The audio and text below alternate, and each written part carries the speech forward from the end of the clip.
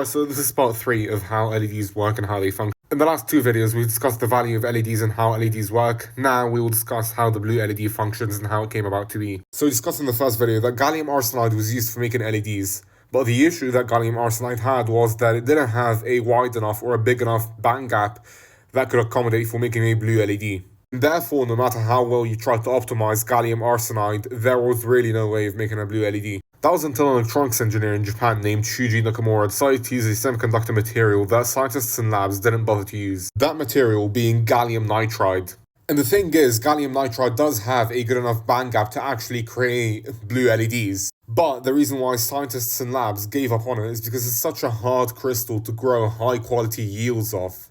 And another main issue was that no matter how hard they tried with doping, it was very hard to make a P-type semiconductor from it. And as you know, having your semiconductor have a P-type is essential so that you could complete a PN junction, actually have an interaction between the N-type and the P-type semiconductor. And what Nakamura did was that he solved these two issues on top of creating an efficient blue LED.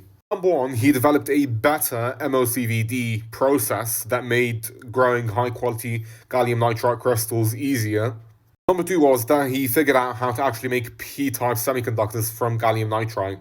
This is since researchers were trying to dope gallium nitride with magnesium, but it still behaved like an N-type semiconductor. And what Nakamura discovered was that the hydrogen atoms were neutralizing the magnesium. This was done through a process called thermal annealing, which involved removing the hydrogen layer and activating the magnesium dopants through heat treatment, therefore creating a P-type semiconductor gallium nitride. Now, a PN junction of gallium nitride could actually exist and therefore accommodate for that band gap that we've been looking after. And this led to the building of the first blue LED in the early 1990s. This was such a groundbreaking discovery because when you combine blue LEDs with a coating of phosphor, you get white LEDs, and from white LEDs you could pretty much get any color LED you could think of. Which led to us having phones, TVs, LED bulbs, modern lighting. This was all thanks to that discovery. Because of this work, Shuji Nakamura and his associates, or the people that were involved in the process of bringing the blue LED to life, were actually awarded a Nobel Prize in Physics in 2014. If you want a more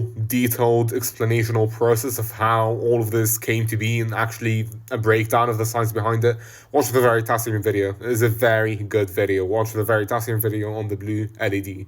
Again, so that was a short brief of what LEDs are, how they function and work, and a key discovery like the blue LED. So tell me if you've got any components in mind that I should cover or anything that relates to electronics that I should cover next.